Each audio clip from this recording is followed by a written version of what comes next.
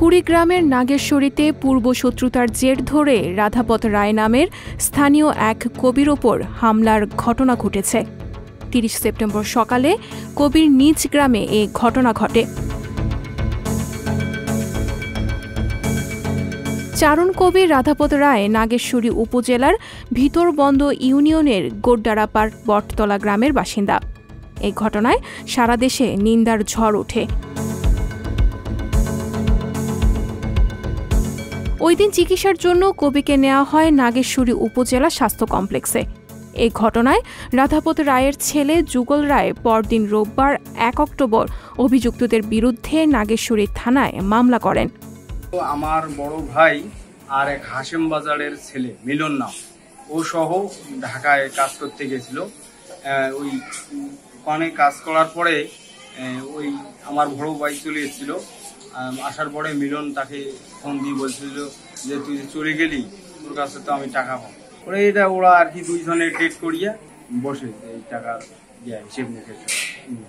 এখন ওই সময় ওই যে কর্মসূচির মাটি কাটা ছিল ওই কদুর রহমান ওখানে আর কি ছিল, কথা ভিতরে কাটাকাটি হয়। ওই সময় ওই কদুর রহমান আসিয়া আগ বাড়িয়ে কথা বলে।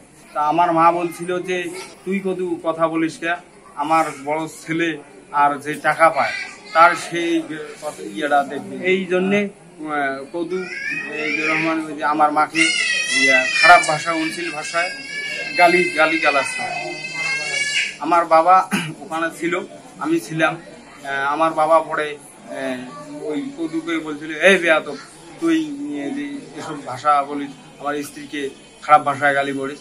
তো এই কারণে আমার বাবা কদুর রহমানকে হচ্ছে মানে ঘুষি তুলছে, মানে বলি মারধর করেনি। কিন্তু ওর ছোট ভাই রফিকুল ইসলাম সেদিনও ওখানে মাটি কাটায় ছিল। ও শুনিয়ে পরে ওখানে আগাম আর কি সেই দিনে আর কি বলে যায় যে আমার বড় ভাইকে মারার জন্য হাত তোলে, আমি এর প্রতিশোধ নেবো। আজ হোক ৬ মাস পরে হোক আর ১ বছর পরে হোক, আমি প্রতিশোধ নেব।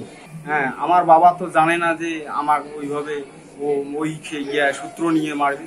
আমার ওই ফাঁকা জায়গায় ব্রিজের পাশে আমার বাবা গেছিল মাছ ধরতে। হ্যাঁ, ও তারপরে ওখানে আর কি পিছন দিক দিয়ে আসিয়া হামলা করে। গত ৪ দিন ধরে হাসপাতালে চিকিৎসারত কবি এখন অনেকটা সুস্থ, চলাফেরা করছেন স্বাভাবিকভাবেই। মঙ্গলবার ৩ অক্টোবর দুপুরে হাসপাতালের বেডে কবির সাথে কথা হলে তিনি বলেন, আমার ছেলের কাছে এক লোকের টাকা পায়, তার কাছে আমার ছেলে পায়। এটি সমালোচনে একজন উপযাচক দেওয়ানি হয়ে উচ্চবাচ্য কথা বলিয়ে আমার সঙ্গে যে ঝালটা ঝাললো, সেটা টাকা পয়সার বিপরীত। এটার আমি বিচার চাই। আমার বাবার উপরে খুব অন্যায় অত্যাচার করছে, বাবা কাছে মাছ মারতে, বাবাকে মারধর করছিল, মারধরের বিচার চাই। তাক বিভিন্ন ধরনের গাছের আগা দিয়ে মারধর করছে। টাকা পয়সা লেনদেনের ব্যাপারে একটা মানে ঘটনা হয়ে যায় এই কদুর সঙ্গে মানে বিতর্ক। এই নিয়ে সব বহুদিন থেকে ঘোরাফেরা, দীর্ঘ মনে করেন ৬-৭ মাস হয়ে গেল। আমরা তো সবাই জানি মানে আর কিছু নাই, তারা যে মনে মনে ধরেছিল এটা তো আমার জানা নেই। অভিযুক্তরা পলাতক থাকায় তাদের বক্তব্য পাওয়া যায়নি। তবে রফিকুলের প্রতিবেশী ও ঘটনার প্রত্যক্ষদর্শী বলেন, যেটা ঘটনা ঘটছে আমি এখানে উপস্থিত ছিলাম।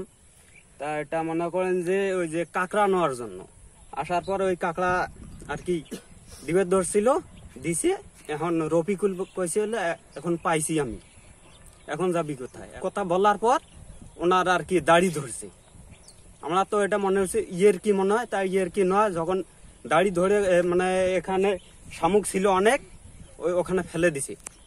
ফেলে দেওয়ার পর ওই পিঠের যে ক্ষতগুলো, এগুলো মানে ডাং মারিয়ে না, এগুলো ওই শামুকে পড়ে আর কি ক্ষতগুলো হয়েছে। দাড়ি ধরে 2DCP ধরছে, 2DCP ধরার পর আর কি এটা লোকজনের ছাড়াছাড়ি করে দিছে। এজাহারের সূত্রে জানা গেছে ৭ মাস আগে শত্রুতার জের ধরে পরিকল্পিতভাবে পথরোধ করে গত শনিবার সন্ধ্যার দিকে চারণ কবি রাধাপত রায়ের উপর আক্রমণ চালায় মোহাম্মদ রফিকুল ইসলাম ও কদুর আলী নামের 2 ভাই।